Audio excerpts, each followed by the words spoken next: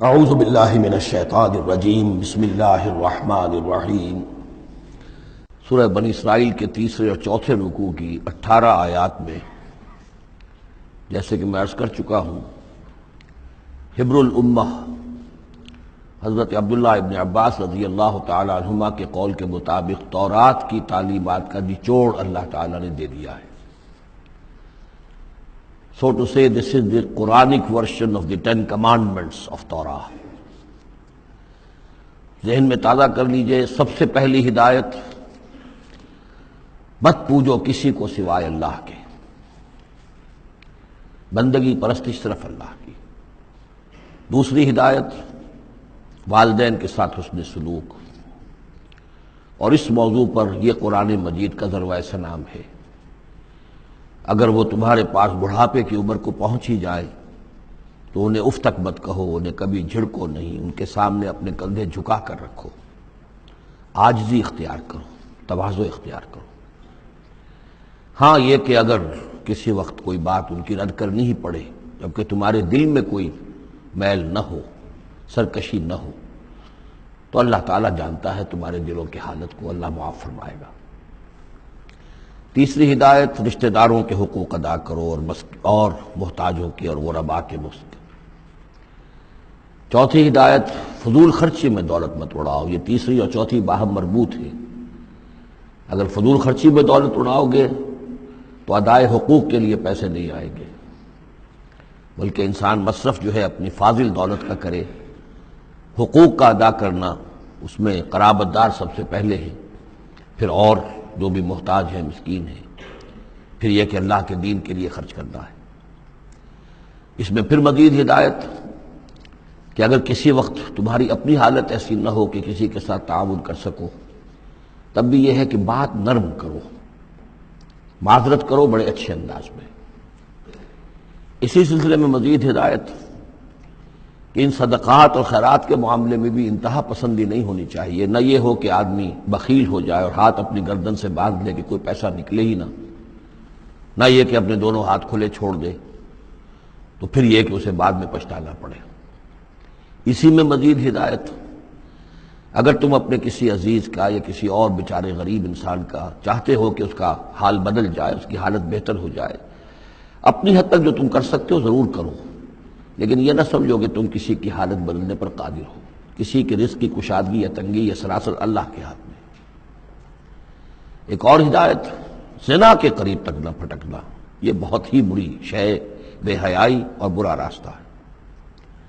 مزید ہدایت، انسانی جان کا احترام، قتل ناحق سے بچنا، اور جو شخص ناحق قتل کر دیا جائے اس کے ورثاء کو ہم اختیار دیتے ہیں، ان کے ہاتھ میں اختیار ہوتا ہے کہ قاتل کو معاف کریں یا قاتل سے جان کے بدلہ جان جو ہے اس کی لیں۔ مزید ہدایت، یتیموں کے مال کے قریب نہ پھٹکنا، لیکن بہت عمدہ طریقے سے ان کی حفاظت کرو، امانت سمجھو اس کو، یہاں تک کہ وہ اپنی بلوغت کو پہنچ جائیں، پھر یہ ہے کہ تم ان کے مال ان کے حوالے کر ہی دو گے۔ عہد کی پابندی کرو، جہاں معاہدہ ہو جائے، وعدہ ہو، اس کو پورا کرو، اور جب ناپ کا دینے لگو تو ناپو بھی پورا، اور تول کر دو تو سیدھی ترازو سے تولو۔ یہی بہتر ہے نتیجے کے اعتبار سے بھی، اسی سے جو بقیت اللہ جو بچ جائے گا تمہارے لیے اس میں برکت ہوگی، اور بے ایمانی سے کم ناپ کر کم تول کر کچھ زیادہ اگر تم نے فوری طور پر حاصل کر بھی لیا تو اس میں برکت نہیں ہوگی بلکہ اس میں نحوست ہوگی۔ ان تمام چیزوں کے بارے میں فرمایا۔ اب جو اس کے بعد جو ہدایت ہے تو بہت اہمیت کی حامل ہے، وَلَا تَقْفُ مَا لَيْسَ لَكَ بِهِ عِلْمٌ، ایسی چیز کے پیچھے مت پڑو یا مت لگو جس کے لیے تمہارے پاس علم نہیں ہے۔ انسان کا بحیثیت اشرف المخلوقات، اس کا طرز عمل جو ہے وہ علم پر مبنی ہونا چاہیے، توہمات پر نہیں، خام خواہ کے توہمات جن کے لیے کوئی بنیاد نہیں، کوئی دلیل نہیں، ان توہمات کے اوپر انسان اپنی روش کو استوار کرے، یہ اس کے شایع نشان نہیں ہے۔ البتہ اب علم جو ہے وہ دو طرح کے ہیں، یہ ہم سورہ بقرہ کے چوتھے رکوع میں دیکھ آئے ہیں۔ ایک ہے ہیومن نالج، ایکوائرڈ نالج، انسان جو علم حاصل کرتا ہے، اور ایک ہے ریویلڈ نالج جو اسے دیا جاتا ہے۔ وہ وحی کے ذریعے سے آتا ہے، الہام کے ذریعے سے آتا ہے۔ وہ ریویل نالج جو ہے اس کے ریسیپینٹ جو ہے وہ ہیومن سول ہے، اسپرٹ ہے، یہ نہیں ہے، یہ سینسز نہیں ہے، یہ دماغ نہیں ہے۔ وہی چاہے جلی ہو چاہے خفی ہو، الہام ہو، کشف ہو، رؤیا صادقہ ہو، کوئی بھی شے ہو، اس کا تعلق اس حیوانی وجود سے نہیں ہے، اس کا در حقیقت اس روحانی وجود سے ہے جس کا مسکن قلب ہے۔ اب ظاہر بات ہے کہ اس میں بھی جو وہی خفی عام لوگوں کو ہو جاتی ہے، الہام ہو جاتا ہے، کچھ اور ہو جاتا ہے، وہ بھی کوئی دلیل نہیں ہے۔ اس شخص کے لیے تو دلیل ہے وہ، اگر وہ شریعت کے خلاف نہ ہو، لیکن کسی اور کے لیے دلیل نہیں ہے۔ جو ریویل نالج ہے اس میں صرف وحی جلی جو انبیاء کے پاس آئی ہے وہ دلیل ہے، وہ دلیل قاطع ہے، وہ برہان قاطع ہے۔ ان کے پاس جو وحی جلی آئی وہ بھی، اور جو وحی خفی آئی وہ بھی۔ وحی نبوت جو ہے وہ علم ہے، العلم۔ ایک علم تو یہ ہے، اور دوسرا علم وہ ہے جو انسان حاصل کرتا ہے خود۔ اس کے لیے یہ سینس آرگنز جو اس کو دیے گئے ہیں، حواس خمسہ، جن میں سے اہم ترین جو ہے ان السمع والبصر، سماعت اور بصارت۔ باقی یہ کہ تین اور بھی ہیں، چھونا ہے، چکھنا ہے، سونگنا ہے۔ ان سے جو سینس ڈیٹا ملتا ہے پھر وہ یہاں فیڈ ہوتا ہے دماغ میں، برین میں، اور یہ ایک کمپیوٹر ہے جو اسے پروسیس کرتا ہے، اس سے کچھ نتیجے نکالتا ہے۔ یہ آیت در حقیقت اس سے بحث کر رہی ہے۔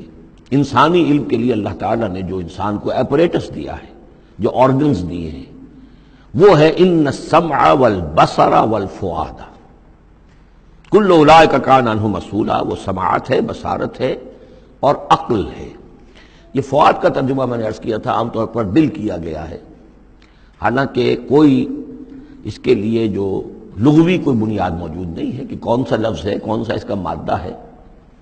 اس کا مادہ وہی ہے جس سے لفظ فائدہ نکلا ہے، اور آپ نے دیکھا ہوگا پرانے زمانے کتابوں میں کچھ لکھا پھر فے لکھ دیتے ہیں، فے فائدہ، یعنی اس بات سے یہ نتیجہ نکلتا ہے، پھر فے یہ نتیجہ نکلتا ہے، تو فائدہ نتیجہ ہے۔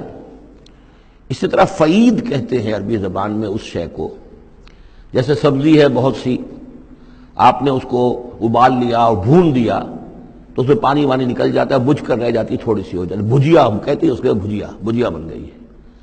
گوشت کا بھی یہ ہے کہ جب آپ اس کو سینکتے ہیں پانی وغیرہ نکل جاتا ہے، مختصر ہو جاتا ہے تو اس کا خلاصہ نکلتا ہے۔ تو سینس ڈیٹا سے جو خلاصہ نکالتا ہے پھر یہ برین کمپیوٹر، یہ ہے در حقیقت فؤاد۔ اس سے فائدہ حاصل کرنا، اس سے نتیجہ نکالا، اس سے انفر کرنا، اور اس سے انفر کر کے پھر جو بھی پاس میموری موجود ہے، سٹورڈ ہے اس کے اندر، اس کے ساتھ اس کو پھر وہ کمپیئر کرتا ہے، پھر کوئی نیا نتیجہ نکلتا ہے تو اب سٹور کر لیتا ہے کہ ایک بات اور مجھے معلوم ہو گئی۔ اور یہ اس طریقے سے رفتہ رفتہ انسانی علم بڑھتے بڑھتے کہاں تک پہنچ گیا ہے، عقلیں دنگ ہیں، کہاں تک پہنچ گیا۔ آج کسی ایک انسان کے لیے ممکن ہی نہیں رہا ہے کہ وہ پورا جو معلومات کا دائرہ اس وقت ہے تمام سائنسز کے اندر ان کا احاطہ کر سکے، ناممکن۔ کسی فزسسٹ کے لیے یہ ممکن نہیں ہے کہ صرف فزکس کے دائرے کی تمام معلومات کو وہ اپنے ذہن میں جمع کر سکے۔ اتنا بڑا ایکسپلوژن ہے معلومات کا، وہ سب اسی سے ہے، ان السمع والبصر والفؤاد کل اولئک کان عنہ مسئولا۔ ان چیزوں کی مسئولیت ہے، اللہ نے یہ چیزیں تمہیں دی ہیں، اب ان کو تو بند کر کے رکھ چھوڑو، توہمات کے اوپر اپنا بنیاد رکھ لو۔ زلزلہ کیسے آتا ہے؟ ایک گائے ہے، گائے کے دو سینگوں پر یا بیل کے دو سینگوں پر زمین کھڑی ہے، وہ ایک سینگ کے اوپر وہ ٹکا لیتا ہے، پھر جب ذرا وہ تھک جاتا ہے تو وہ بدلتا ہے تو دوسرے سینگ کے اوپر زمین کو لاتا ہے تو زلزلہ آ جاتا ہے۔ اس کے لیے کوئی دلیل یا تو ہونی چاہیے کتاب اللہ اور سنت رسول سے، وہ دلیل ہے، اور یا پھر دلیل ہوگی اس ذریعہ علم سے جو ہیومن نالج ہے، اس سے جو علم حاصل ہو رہا ہے وہ قطعی ہے، وہ یقینی ہے، وہ ویریفائیبل ہے، وہ ایکسپیریمنٹیشن سے حاصل ہو رہا ہے، آبزرویشن سے حاصل ہو رہا ہے، پھر جو نتائج آپ نکالتے ہیں انہیں ویریفائی کر سکتے ہیں۔ تو یہ ہے اصل میں وہ آیت کہ جو انتہائی اہم ہے۔ قرآن مجید نے نوع انسانی کو اس راستے پر ڈالا ہے کہ توہمات کے تمام ذخیرے کو رد کر کے اور علم پر اپنے موقف کو قائم کرو۔ اس کو کہا گیا ہے، اس کو جب جان لیجئے کہ اصل میں اس سے پہلے جو فلسفہ تھا، ارسطو کا فلسفہ، اس کا ڈنکا بج رہا تھا پوری دنیا میں، عالم اسلام میں بھی بہت عرصے تک ارسطو کا وہی ڈنکا بجتا رہا ہے، اب جا کر کہیں بمشکل ان چیزوں کی گرفت ڈھیلی پڑی ہے۔ وہ ہے استخراجی منطق۔ معلومات کا دائرہ بہت کم تھا، جو بھی معلومات تھی اس میں سے وہ نکالتے جا رہے ہیں، نتیجے نکال رہے ہیں، اسی میں سے وہ بال کی کھال اتار اتار کر استخراجی ڈیڈکٹیو لاجک. قرآن نے آ کر انڈکشن، منطقی استقرائی کا دور شروع کیا. کھول آنکھ، زمین دیکھ، فلک دیکھ، فضا دیکھ، آبزرو کرو. افلا ينظرون الى الابل كيف خلقت والى السماء كيف رفعت والى الجبال كيف نصبت والى الارض كيف سطحت. دیکھو زمین کو، آسمان کو دیکھو. یہ تمام فینومینا آف نیچر اللہ کی نشانیاں، آیات ہیں. یہ تقدس عطا کیا ان کو، یہ اللہ کی آیات ہیں، اللہ کی نشانیاں. اور قوانین طبیعہ اللہ تعالیٰ کے، ٹھیک ہے اس معنی میں تو ہم مانتے ہیں کہ اللہ جب چاہے ان کو توڑ دے، لیکن روز روز تو وہ ٹوٹتے نہیں ہیں. اتنے محکم قوانین ہیں یہ. اگر یہ محکم قوانین نہ ہوتی، سائنس پاسبل ہی نہ ہوتی، ٹیکنالوجی ممکن ہی نہ ہوتی. کبھی کوئی قانون ہو جاتا حرکت کا، کبھی قانون حرکت کا بدل جاتا، تو پھر کیسے کوئی آپ مشین بناتے، کیسے کوئی آپ آپ کی کوئی ٹیکنالوجی ممکن نہیں تھی. These laws of nature, physical laws, وہ بہت مضبوط ہے، اللہ کے بنائے ہوئے. ہاں اللہ سے بالا تر نہیں ہے. یہ نہیں ہے کہ اللہ بھی پابند ہو گیا انہی کا. ظاہر بات ہے کہ سمندر ایک ہی دفعہ پھٹا ہے. حضرت موسیٰ علیہ السلام کے لیے معجزے کے طور پر روز روز تو نہیں پھٹتا سمندر. آگ نے ایک ہی مرتبہ جلانے سے انکار کیا ہے حضرت ابراہیم علیہ السلام کو، باقی روز روز تو نہیں. تو یہ چیزیں شاذ ہوتی ہیں، لیکن یہ معجزے کو ہم مانتے ہیں. اللہ تعالیٰ جب چاہے اپنے قوانین کو توڑ دے، لیکن یہ قوانین روز روز نہیں ٹوٹتے. یہ قوانین جو ہے مستقل ہے، دائم ہے، اور انہی کے ذریعے سے یہ پاسبل ہے سائنس. تو در حقیقت علامہ اقبال کا ایک بہت اہم نظریہ ہے جس کی طرف میں توجہ دلانا چاہتا ہوں. انہوں نے اپنے خطبات میں یہ بات کہی ہے، The inner core of the present Western civilization is Quranic. اس موجودہ مغربی تہذیب کی بھی جو انر کور ہے، اس کا جو خالص اندرونی جو اس کا محور ہے، وہ خالص قرآنی ہے، کیونکہ یہ سائنس پر قائم ہے. اور قرآن نے جو ہے اسی طرف توجہ دلائی ہے. توہمات کو ایک طرف رکھو، یہ سب آکلٹ سائنسز وغیرہ جو ہیں ان سے بھی ہمارے ہاں بڑی سخت جو ہے اسے بیزاری کا اظہار ہے. یہ نجومی بیٹھے ہوئے ہیں، یہ لکیریں دیکھی جا رہی ہے، یہ سائنس آف نمبرز ہے. آکلٹ سائنس قطعاً نہیں، یہ سائنسز نہیں ہے. کوئی توجہ مت کرو. ولا تقف ما لیس لک بہ علم. اور العلم علمان، علم دو ہی طرح کا ہے. یا پھر وہ صحیح جو اللہ نے جو اپریٹس دیا تھا حضرت آدم علیہ السلام کے اندر ودیت کر دیا تھا، علم الاسماء، اسی کے ذریعے سے ایکسفولیشن ہو رہی ہے اس اپریٹس کے ذریعے سے، اور علم پھیلتا چلا جا رہا ہے. یا وہ علم ہے اور یا پھر وہ علم ہے فَإِمَّا يَأْتِيَنَّكُم مِّنِّي هُدًى فَمَن تَبِعَ هُدَايَ فَلَا خَوْفٌ عَلَيْهِمْ وَلَا هُمْ يَحْزَنُونَ. یورپ کی تباہی کا سبب یہ ہوا کہ اس نے دوسرے علم سے نگاہیں بند کر لی، وہی کی اس کے اپنا سلسلہ توڑ لیا، صرف اس علم کے اوپر رہ گیا. تو یہ گویا کہ دو آنکھوں میں سے اللہ نے جو دی تھی انسان کو، ایک یہ ایکوائرڈ نالج کی آنکھ اور ایک ریویل نالج کی آنکھ. وہ ریویل نالج کی آنکھ بند کر لی، اس سے اس نے دجالیت کی شکل اختیار کر لی ہے. ورنہ خود اپنی جگہ پر یہ ایکوائرڈ نالج، یہ علم الاسماء، یہ اللہ کا عطا کردہ ہے. اس میں فی نفسہ کوئی خرابی نہیں ہے. صرف یہ کہ دوسری طرف سے بے توجہ ہو گئی، اس نے اس کے اندر جو نتیجے کے اعتبار سے خرابی پیدا کر دی. وَلَا تَقْفُ مَا لَيْسَ لَكَ بِهِ عِلْمٌ إِنَّ السَّمْعَ وَالْبَصَرَ وَالْفُؤَادَ كُلُّ أُولَٰئِكَ كَانَ عَنْهُ مَسْئُولًا. صدق اللہ العظیم.